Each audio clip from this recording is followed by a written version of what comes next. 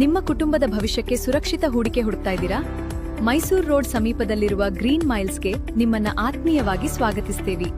3.5 acre gated community, tree park, children's play park, underground drainage ಮತ್ತು underground electricity ವ್ಯವಸ್ಥೆಯೊಂದಿಗೆ ಪ್ರತಿಯೊಂದು ಸೌಲಭ್ಯ ಇಲ್ಲಿ ಲಭ್ಯ. PMRDA ಅಪ್ರೂವ್ಡ್ ಖಾತಾ ಫ್ಲಾಟ್ಗಳು ಕೇವಲ 3,499 ರೂಪಾಯಿ ಪರ್ ಸ್ಕ್ವೇರ್ ಫೀಟ್. ನಿಮ್ಮ ಕನಸಿನ ಜಾಗವನ್ನ ಇಂದೇ ಆಯ್ಕೆ ಮಾಡಿ. ಹೆಚ್ಚಿನ ಮಾಹಿತಿಗಾಗಿ ಸಂಪರ್ಕಿಸಿ ಸಪ್ತಸೂರ್ಯ ರಿಯಾಲಿಟೀಸ್.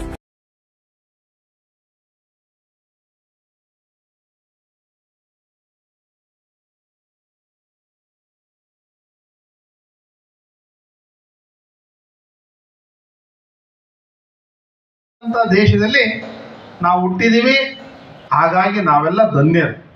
ನೋಡಿ, ಇವತ್ತೆಲ್ಲ ಎಷ್ಟು ಚೆನ್ನಾಗಿ ಧ್ವಜವನ್ನ, ಭಾರತದ ತ್ರಿವರ್ಣ ಧ್ವಜವನ್ನ ಕೈಲಿಡಿದು ಕೂತಿದ್ದೀರಾ ಮಕ್ಕಳ. ಅದೇ ನೀವು 85 ವರ್ಷದ ಹಿಂದೆ ಹುಟ್ಟಿದ್ರೆ ನೀವು ಈ ರೀತಿ ಧ್ವಜ ಹಿಡಿಯಕ್ಕೆ ಆಗ್ತಿರ್ಲಿಲ್ಲ. ನೀವೇನಾರ ಧ್ವಜ ಹಿಡಿದ್ರಿ ಅಂದ್ರೆ ಬ್ರಿಟಿಷ್ ಪೊಲೀಸರು ಎಳ್ಕೊಂಡು ಜೈಲಿಗೆ ಹಾಕ್ಬಿಡೋರು ನಿಮ್ಮನ್ನ. ಇಷ್ಟೇ ಸ್ವಾತಂತ್ರ್ಯ ಗೊತ್ತಿರಲಿ. ನಾವೆಷ್ಟು ನಿರ್ಭೀತಿಯಿಂದ ನೋಡಿ ಸ್ವಾತಂತ್ರ್ಯೋತ್ಸವನ ಮಾಡ್ತಾ ಇದ್ದೀವಿ. ಹಿಂದೆ ಒಂದೇ ಮಾತ್ರ ಒಂದು ಗೀತೆನೂ ಹೇಳಂಗಿರಲಿಲ್ಲ. ಯಾರು ಬರೋ ಭಾರತ್ ಮಾತಾಗಿ ಜೈ ಅಂತ ಹೇಳಂಗಿರಲಿಲ್ಲ. ನೋಡಿ, ಅಂಥ ಕಾಲದಲ್ಲಿ ಹುಟ್ಟಿದವ್ರಿಗೆ ಗೊತ್ತಾಗುತ್ತೆ ನೋವೇನು ಅಂತ. ನಮಗಂತ ಕಷ್ಟಗಳು ಗೊತ್ತಿಲ್ವಲ್ಲ. ಹಾಗಾಗಿ ಬಿಡು, ನಾವು ಹೇಗಾರ ಮಾಡ್ಬೋದು, ಹೇಗಾರ ನಡಿಬೋದು. ನೋಡಿ, ಅದಕ್ಕಾಗಿ BR ಅಂಬೇಡ್ಕರ್ ಅವರ ಒಂದು ನೇತೃತ್ವದಲ್ಲಾದಂಥ ಒಂದು ಸಂವಿಧಾನ ಇದೆ. ಆ ಸಂವಿಧಾನ ನಿಮ್ಮೆಲ್ಲರಿಗೂ ಹಕ್ಕುಗಳನ್ನು ಕೊಟ್ಟಿದೆ. ನೋಡಿ, ಎಷ್ಟು ಸಾರ್ವದಯದಿಂದ, ಎಷ್ಟು ಒಗ್ಗಟ್ಟಾಗಿ, ಎಷ್ಟು ಸುಲಭವಾಗಿ ಒಂದೇ ಮಾತರಂ ಅಂತ ಹೇಳ್ಬೋದು ನಾವು. ಯಾರು ನಮಗೆ ಕೇಳೋದಿಲ್ಲ. ನೋಡಿ, ನಾನೀಗ ಬೋಲೋ ಭಾರತ್ ಮಾತಾ ಕೀದು ನೀವೆಲ್ಲ ಜೈ ಅಂತೀರ. ಈಗ ಅನ್ನಂಗೂ ಇರಲಿಲ್ಲ ಒಂದು ಕಾಲದಲ್ಲಿ, ಈಗ ಅನ್ನಂಗೆ ಆಗಿ. ಹಾಗಾಗಿ ಮಕ್ಕಳ, ನಿಮ್ಗೆ ಇನ್ನೊಂದು ಕಿವಿ ಮಾತು.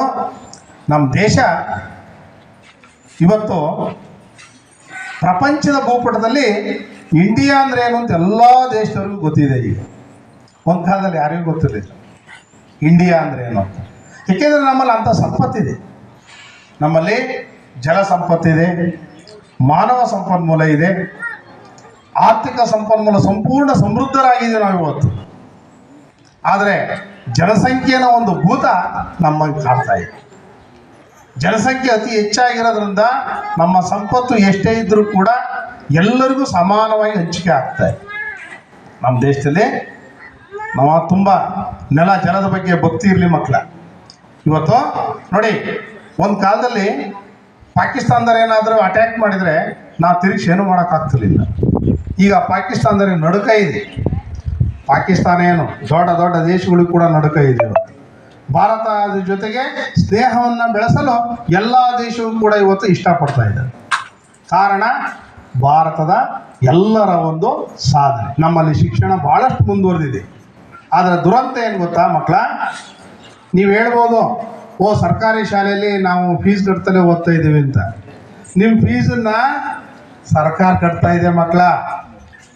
ನೋಡಿ, ನೀವು ಖಾಸಗಿ ಶಾಲೆಗೆ ಹೋದರೆ ನೀವು 30,000 ರಿಂದ 50,000 ಖರ್ಚು ಮಾಡ್ಬೋದು. ಆದರೆ ನೀವು ಸರ್ಕಾರಿ ಶಾಲೆಯಲ್ಲಿ ಓದೋಕ್ಕೆ ಸರ್ಕಾರ ಲಕ್ಷಾಂತರ ರೂಪಾಯಿ ಖರ್ಚು ಮಾಡ್ತಾ ಇದೆ ಮಕ್ಕಳ. ಹಾಗಾಗಿ ಪುಕ್ಸಟ್ಟೆ ಇದನ್ನು ಭಾವನೆ ಇಟ್ಕೋಬೇಡಿ. ಸರ್ಕಾರ ಭಾಳಷ್ಟು ಸೌಲಭ್ಯಗಳನ್ನು ಕೊಟ್ಟಿದೆ.